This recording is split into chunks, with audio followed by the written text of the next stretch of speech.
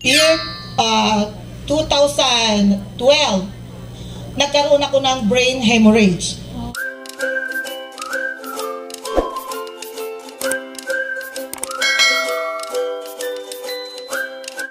Kaya nung umuwi ako sa Pilipinas, nakita kami nitong best friend ko na si Cristina Di Vera. Tapos sabi niya, mag-member ka sa DXN. Sabi niya, sa akin naman 1 month lang akong magbabakasyon, so I don't mind. I mean, hindi ko pinibigyan pansin. Ngayon, itong brother-in-law ko, nagpunta sila sa kanya, tapos dinala sila kay Sir Jesse Corpus na mag-asawa. So, nagpunta sila dyan. Tapos, ang unang ng member, yung brother-in-law ko. Then, dinala kami doon, nagkita na naman kami nito. Sabi niya, andito ka? Oo, nandito ako. Kukuha rin ako. RGGL lang. Tapos, yun, parang ginawa ko na rin yung nakasama ng aking mga food supplements, mga vitamins. So, from then on, nagagano na ako. But here comes the kwandang buhay ko. Year 2012, nagkaroon ako ng brain hemorrhage. At kasi ang trabaho ko doon sa food and beverage, so pag high season, ang high season doon mga December, maraming turista, so we work hard, really. So, ang nangyari, may sakit ako, pumasok ako. So, one night, sabi ko, papasok ako ngayon kasi bukas day off ko. Pero hindi ko namalayan na yung pag-uubo ko, yung blood, yung aking immune system, siyempre bumagsak. Bumagsak ako sa banyo at nagkaroon ako ng dito ang lumagapak, pero dito ang yung aking yung brain ko dito daw, lumipat dito. Sabi ko sa urologist, na inuwi ko pa yun hanggang dito sa Pilipinas. Bakit naman dito ang bumagsak, ito ang bumagok? Nandito yung sinasabi ng hemorrhage. In-explain sa akin ng doktor na yun daw, sa pagkaka-impact, ganyan-ganyan. So, to make the story short, umuwi ako sa Pilipinas, tapos binigyan ako ng test, all tests that they could have for the brain. At ang nangyari, na-find out ng neurologist sa St. Luke's na hindi ko kailangan ng ma-undergo ng operation, but may vitamins na citicoline lang. Ang ginawa ko naman ngayon, habang ako'y dito ng 2 months, nag-take ako ng DXN at the same time with that. Kasi it is really a supplement. So, dahil sa naniniwala ko dun, dahil nagkaroon ako ng testimony sa isang kaibigan na cancer pa siya, but he recovered. So, yun ang ginawa ko. Tapos sabi ni Tina sa akin, mag-take ka ng mga 3-4. Ayoko nga, natatakot ako. Sabi ko gano'n. Hindi, i-take mo. Ganyan-ganyan. Sabi nga So mga 2 months na nandito ako, gano'n. May citicoline ako once a day, pero yung RGGL, 3 yata kada, in 3 times, magiging parang 9 sa isang araw. Yeah, that's why. So, sabi ko, wala naman, nakikita ko na sa akin. Tapos, pagpupunta ko ng neurologist, lahat ng test nila, yung bang, mga sa neurologist, test nila yung mga motor development mo, kung ano-ano. Tapos sabi ng neurologist, sa hipag ko, yan bang si Madam, ganun talaga, magalgal? Sabi gano'n. Kasi I'm very inquisitive talaga, tinatanong ko yung doktor, ganito, ganyan. Sabi siguro, akala ng doktor, dahil sa aking pagkakabagok yun, pero gano'n ako talaga. Kahit na yung pag-ano ko na mag-take ko ng mga, I really have to ask a lot of questions before I'll be satisfied. So, then, nag-take ako ng ganyan for 2 years. 2 years na talagang gano'n ang kadami ng iniinom ko.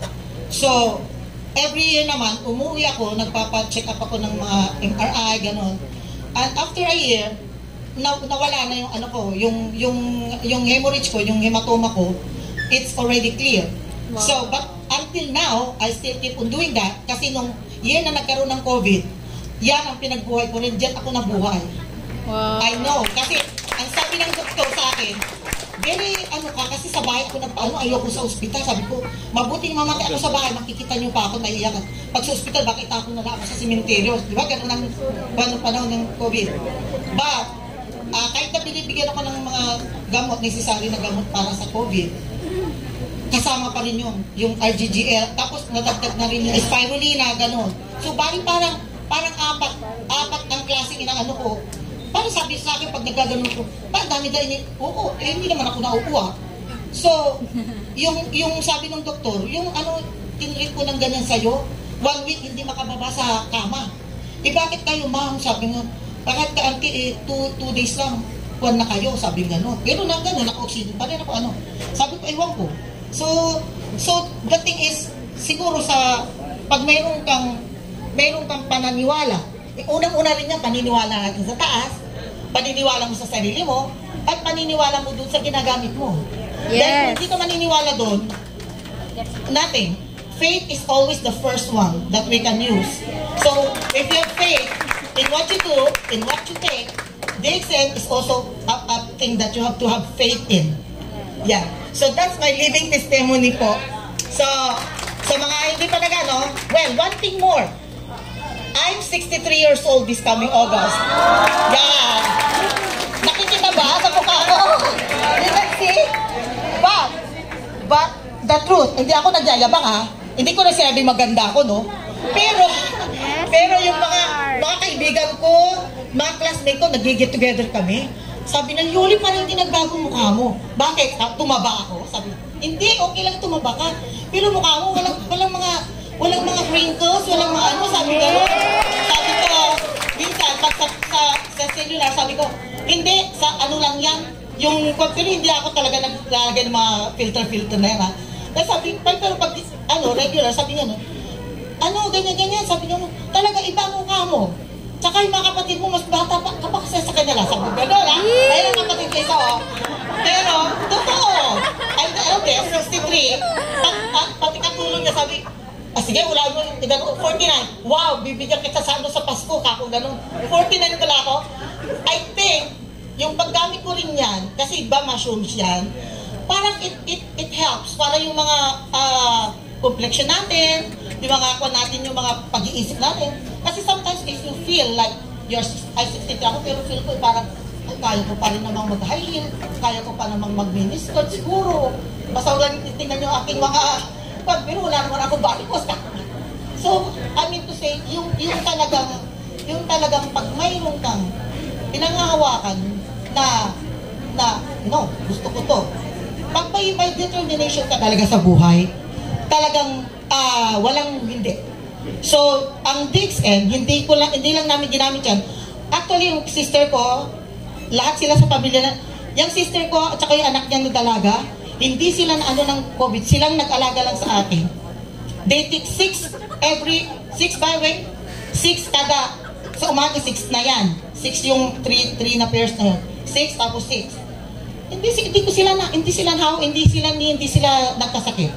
So, I think it has something to do para yung immune system mo rin dyan sa DXN na yan. Hindi lang siya nagpapaano ng fountain of youth natin kung ganun nga. Vera, hindi yung kwan, pero nasa anong mo rin yan eh. Nasa pag-iisip mo rin yan kung minsan. Ito, gusto ko to dahil gusto kong maging ayos ang buhay ko. Maayos naman ang buhay mo kung healthy ka. Dahil kung palagi ka sa ospital at wala. So, wala rin tumataas o bumababa sa akin, pati blood sugar ko okay din. So, that is my living testimony from a friend and sa akin mismo. Thank you so much sa pakikinig nyo ng aking kwento, ha. Thank you. Ayan. So, give round of applause sa ating mga living testimony partner.